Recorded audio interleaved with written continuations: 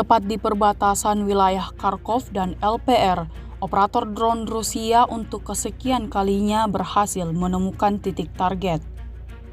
Rekamannya ramai beredar di media sosial Telegram pada Rabu 24 Agustus 2024. Entah sudah berapa kali militer Rusia menghancurkan peralatan militer Ukraina saat beroperasi di medan perang.